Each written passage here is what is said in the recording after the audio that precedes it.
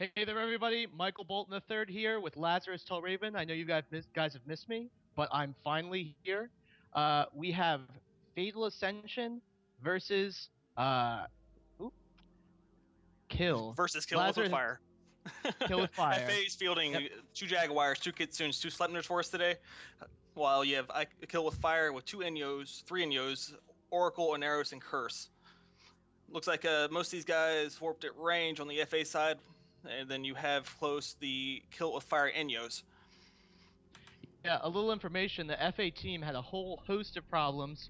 They had corpses in their hold and one person ineligible here. Uh, we have got dropping those medium shield rep bots. Gonna try and keep their team full of that delicious health. Laz, what do you think of these setups? Well, you get the FA team, which is a variation that we've seen so far of the dual Sletner setup. What's odd about the FA side is they do not have a logistics ship like all the other standard Sletner setups, so it's going to be interesting to see how quickly they lose these ships as you see the first Kitsune go down for FA. Yeah, we're also losing the Enyo on the Kill It With Fire team. Those Enyo is a really strong ship after the assault frigate buff. Probably the best assault frigate. They have so much damage with those blasters, and we have another Enyo already tackled going down. We see a lot of E-War effects on the Fatal Ascension Slipneers, but I don't really know if it's taking much effect. Well, a big thing to notice about the E-War going on to the Slepners is with the Curse, you have about 42k newts with level 5 recons. So the Curse can newt out those Slepners. That takes out their MWDs, takes out their shield hardeners, and it's going to make them a lot more vulnerable to the low DPS of the Oracle and Curse. All three Oracles or Inyos are down for the Kill It With Fire side. So, I mean, they're starting around ships. You have these Slepners get jams being applied to the Neros and the Oracle as the FA team starts trying to take out that logistics so they can whittle down the Oracle's plated tank. Yeah, the tackle on these Jaguars is just so strong that they just racked up those Enyos so fast, and I don't really know if they have enough with just the Curse and the Oracle applying DPS to really take out the other team. Although Fatal Ascension has no logistics, maybe an oversight on their part. I feel like if they had the logistics, they would have this match locked up, but as of right now, it's still a little bit in the air, as long as they can get this Kitsune down. Well, see, I disagree with you there. I think that this match is locked up for FA. That logistics is going down pretty quickly. They're probably going to get rep drones on that logistics from the Curse. Let me zoom in. But right now, I still see ECM drones on the field. So you're not going to see reps coming onto the Curse. It's not taking any damage. I'm not sure if they're either jammed out or can't track. It's weird. I don't know. It's the Oneros is holding an armor pretty strongly. If those jams break and they can get damage onto the Kitsune, I feel like I don't know. It's close. There's probably the tracking disruptors coming from the curse are really strong. Uh, what do you think about the Oneros versus the Guardian in terms The of the rep Neris for this Kill It With Fire team? Well, the Daenerys is much like the Scimitar with shields, is that it is cap stable without having the bouncing cap, the from the cap transfers.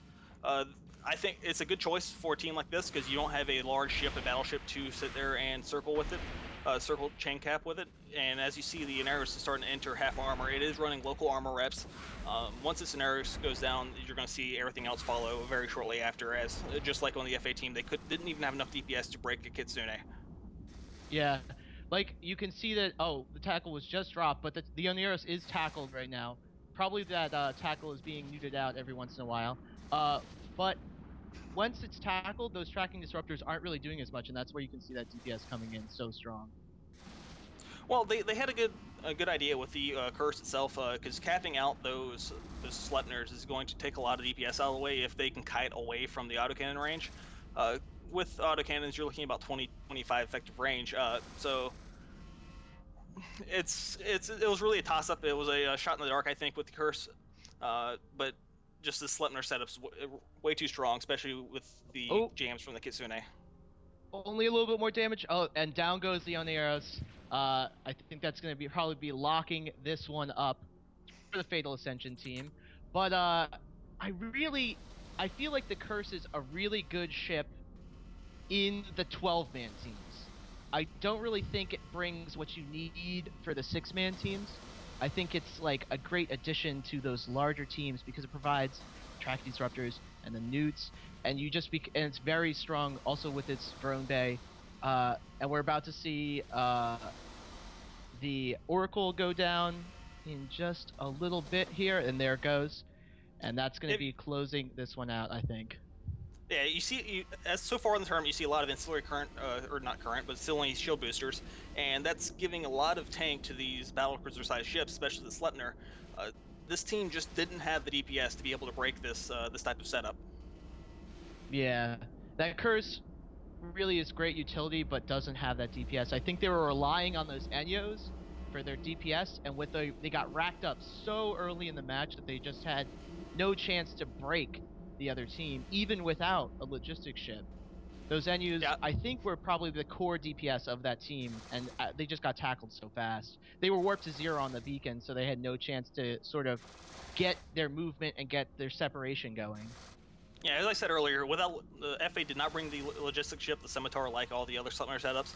I really liked the setup. It was different out of the box with the two assault frigates and the two electronic attack frigates. I think the jams really did help take away some of that DPS of that early newts from the curse, and they just, like you said, they just completely wiped out the Inyos early. What do you think about the choice of the Jaguar? The Jaguar is an extremely effective ship. If you look at the slot layouts on the Jaguar as well as the Wolf, I think they added one in the last few patches, a mid slot to the Jag. I'm not sure on that. Yeah, I Uh, believe so. I think you're correct. Up, but and you have that will wrap up the match. I'm a little late on that, but yeah. yeah, there's really strong showing by FA, and like the Jags, 4 mid slots, 4 lows, and 4 highs. Very effective assault frigate for shield tank or shield based setups. It is important to note that Kill It With Fire did get some points, so we will get to see them next weekend. They have a slight chance to make it into the group play. That's going to wrap us up. Can't wait for the next match.